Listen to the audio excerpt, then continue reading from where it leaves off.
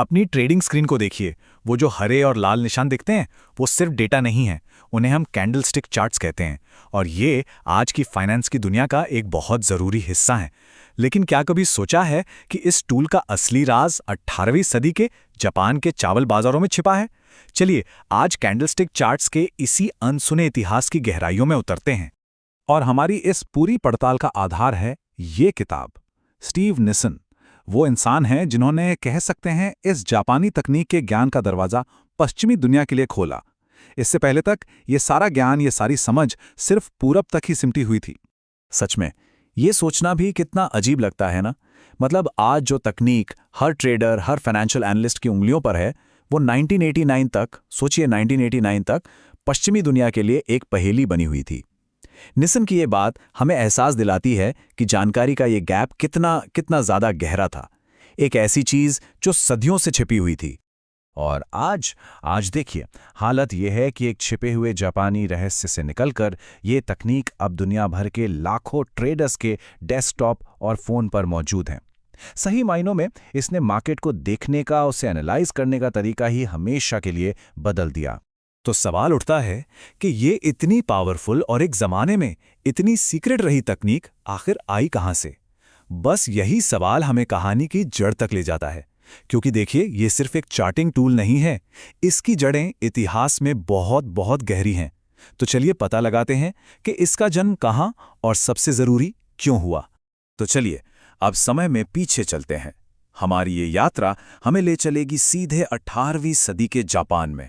एक ऐसी दुनिया जहां समुराई थे, शोगुन थे और व्यापारी एक नए भविष्य की नींव रख रहे थे।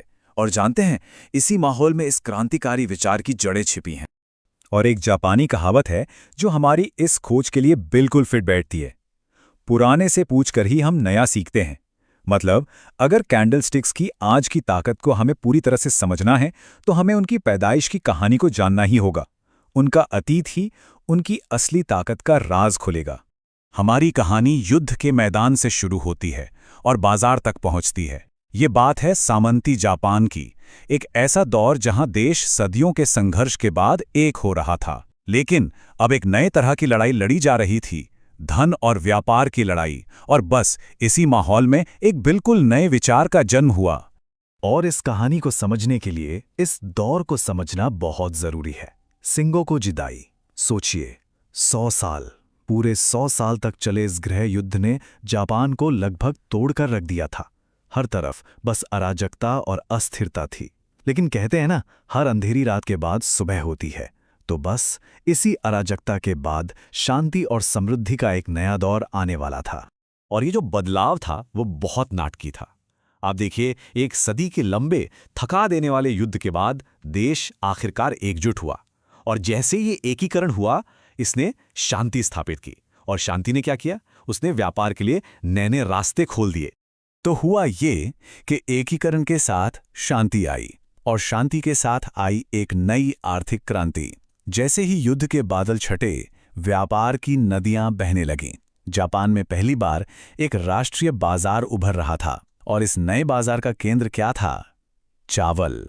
चावल जो सिर्फ भोजन नहीं था, बल्कि धन और शक्ति का प्रतीक भी बन चुका था। तो ठीक है, व्यापार तो फल फूल रहा था, लेकिन इसके साथ एक बहुत बड़ी चुनौती भी सामने आकर खड़ी हो गई। ये जो नया और विशाल बाजार था, इसे समझना बहुत मुश्किल था। व्यापारियों को ये एहसास होने लगा कि सिर्फ कीमतों को ट्रैक करना काफी नहीं है, उन्हें बाजार के मन को पढ़ने की जरूरत है। और यही वो मिलियन डॉलर सवाल था जो 18वीं सदी के जापानी चावल व्यापारियों को दिन रात परेशान कर रहा था। उन्हें ये समझ आ गया था कि बाजार सिर्फ सप्लाई और डिमांड का खेल नहीं है। नहीं, ये तो उम्मीद, डर, लालच और घबराहट का एक अखाड़ा है। पर सवाल ये था कि वो इस मानवीय भावना को मापे तो मापे कैसे? और बस यहीं से कैंडलस्टिक चार्ट्स का आइडिया पैदा हुआ। देखिए, ये सिर्फ कीमतों का एक रिकॉर्ड नहीं था, बिल्कुल नहीं। ये तो बाजार में मौजूद हर एक पार्टिसिपेंट की सामूहिक सोच, उनके साइकोलॉजी को पकड़ने का एक तरीका था। हर एक कैंडल जो दिन के ओपन, हाई, लो और क्लोज को मिलाकर बनती थी, वो असल में खरीदारों और विक्रेताओं के बीच की लड़ाई की एक तस्वीर पेश करती थी। और जानते हैं, यही इस तकनीक की सबसे बड़ी खूबसूरती है। इन चार्ट्स को ट्रेडर की साइकोलॉजी का एक विजुअल रिकॉर्ड बनाने के लिए ही डिज़ाइन किया गया था। और ये बात इनके पैटर्न के नामों में भी झलकती है।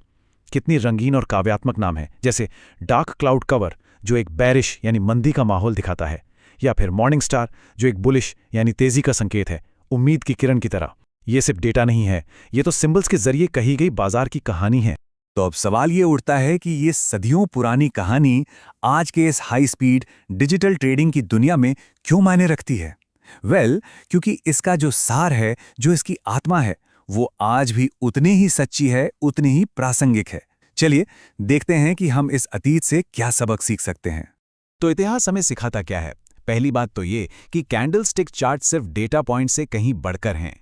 ये असल में मानवीय भावनाओं को दिखाते हैं। तो इसका मतलब है, जब हम एक कैंडलस्टिक चार्ट को देखते हैं तो हम सिर्फ प्राइस की मूवमेंट नहीं देख रहे होते, हम दरअसल मानव भावनाओं का एक नक्शा देख रहे होते हैं। हम ट्रेडर्स की सामूहिक उम्मीदों और उनके डर को देख रहे होते हैं। और यही वजह है कि टेक्नोलॉजी भले ही बदल गई हो, पर इंसानी फितरत तो वही है, और इसीलिए ये 300 साल पुरानी तकनीक आज भी इतनी कारगर है। और आखिर में ये एक सवाल है जो हमें सोचने पर मजबूर करता है। अगर एक 300 साल पुरानी तकनीक आज के इन तेज तर्रार इलेक्ट्रॉनिक बाजारों की साइकोलॉजी को पढ़ सकती है, तो ये हमारे बारे में क्या बताती है? शायद यह हमें यही बताता है कि टेक्नोलॉजी कितनी भी आगे बढ़ जाए, बाजारों के पीछे की जो असली ताकत है, यानी कि मानव मनोविज्ञान, वो हमेशा वही रहती है। और शायद यही कैंडलस्टिक चार्ट का सबसे बड़ा रहस्य है, और उसकी सबसे बड़ी ताकत भी।